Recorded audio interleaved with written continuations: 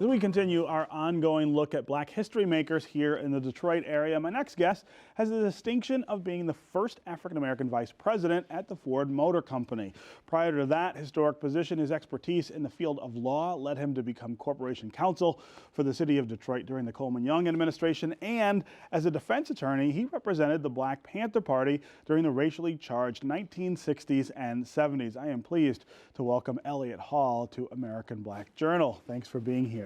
Thank you, Stephen, for having me. I appreciate it. I would be remiss if I didn't start this conversation with your history representing the Black Panthers, that movement of resistance against white abuse and authority over African Americans. We're reminded right now of how important that movement was and how important your work was in legally defending them. Yes. Well, the Black Panthers had a very educated, almost academic approach to how they were going to deal with racism. They knew the problems within the system, and they wanted an armed resistance as opposed to the Martin Luther King method of nonviolence.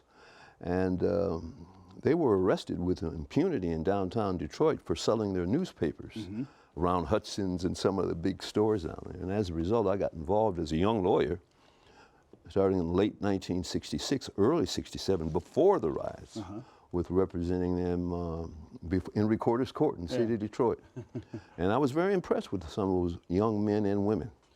And they were being arrested for distributing a newspaper, which, Precisely. you know, our First Amendment to the Constitution says you ought to be able to do that. No matter what it says, you ought to be able to share your ideas freely, and yet they were being well, they didn't want them doing it in front of the J.L. Hudson Company. That was you can go over and go do it somewhere else, but not in downtown Detroit at that time, which was still largely a white city in 1966 and 67.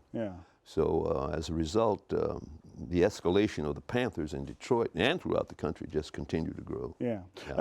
So you go from there to the Coleman Young administration, not too many years later, as someone whose relatives were also involved in that early ascendance of Black political power here in Detroit. I've heard lots of stories about what that was like. Talk about what it looked like from your seat, Corp Counsel, a very important position in the administration. Well, at the time Coleman Young was elected in 1973, we had the police were depicted as an occupying army in the city of Detroit. We had this stress operation, Stop the Robberies, Enjoy Safe Streets, that had really separated even more widely the Black and white community. And there were still in 1973, 74, very few defined Black neighborhoods outside of Black Bottom was about gone then. We were around the Dexter area and the west side of Detroit. Palmerwood, Sherwood Forest, Rosedale Park was still largely white neighborhoods. So when Coleman Young was elected and I was appointed corporation counsel, one of the first things we wanted to do was integrate the upper levels of the Detroit Police Department and the Detroit Fire Department. It was easier to do it with the Detroit Police Department. Detroit Fire Department was a little tougher because men lived together with the fire department. You sleep overnight with one another because they work 48 hours on, 48 hours off. So it was a more difficult, but that process, we finally got it through after some struggles. And we talk about Detroit today and the way it looks and the way that there's almost an unfettered path for African Americans to be successful in politics and business here in a way that you see that's very different from other cities. It traces back to the things that were done in the early 70s. Oh my, indeed. I remember, Stephen, when we had a Black superintendent of schools. Coleman Young was the mayor. We had Irma Henderson was president of the city council. So we saw some real progress happen over a very short period of time. But one of the reasons that happened is there was a rapid exodus of the white population. That's a great point. City.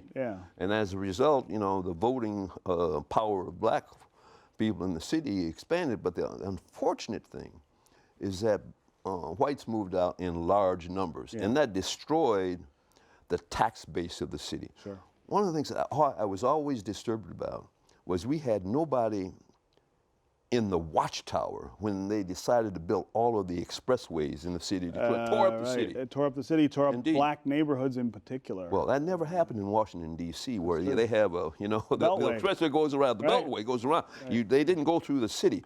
But we started with the Ford, then they did the Lodge, then they did 75, then they did 96, just tearing up commercial establishments. 5 major freeways. Absolutely, and that really helped destroy the city. Talk about your transition from politics to the Ford Motor Company, where you also broke a lot of barriers. Well, the interesting thing about Ford Motor Company is my dad worked at Ford. He started Ford in 1918, and in 1957 he worked in the furnace room and the foundry. Yeah, right. So my task in life from my dad was, you don't want to do that work. You don't want to work in the foundry, you don't want to do that right? work. You got to go to school. I think that was a pretty common message from African Americans of one era to the next in the auto industry. That's correct. Well, one of my clients, when I joined the firm of Dykeman, one of the clients that I acquired was the Ford Motor Company, and we tried a rather significant employment lawsuit, and I got to know the general counsel of the company fairly well. We were able to prevail in the lawsuit, and after the suit was over,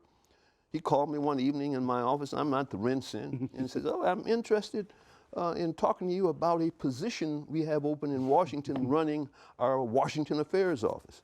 And general counsel at the time, God rest his soul, was Hank Nolte, a very dear friend. I had lunch with him the next day, and the rest was history. I was appointed. I moved lock, stock, and barrel from Detroit to Washington to take over the Washington Affairs office and do the lobbying for the Ford Motor Company. Yeah, yeah. And this was a time when African Americans weren't in leadership positions in that company. That's true. And when I hit Washington, you will understand this. Everybody knew I was coming. This black guy from Detroit is coming to head a major corporate offer. And as a result, it made my job a lot easier, because when you're doing a lobbying job for a company like Ford, and we had plants in 19 states, so I wanted to make contact with the senators and the representatives from all those states to sort of get our agenda and some of our work done. So it made my job a great deal easier. Yeah, yeah. What was the reaction inside of Ford at that time, though, to the idea of an African American getting such an assignment? Well, having the support of the chairman at the time, Don Peterson, and the general counsel, Hank Nolte, was very helpful. Yeah. So it smoothed the path in a lot of respects. But there are a few that resented the fact that I was there, because I came in off the street as a vice president. I didn't come up through the ranks within the company like most of the officers of the company. So there was some resentment. But you know,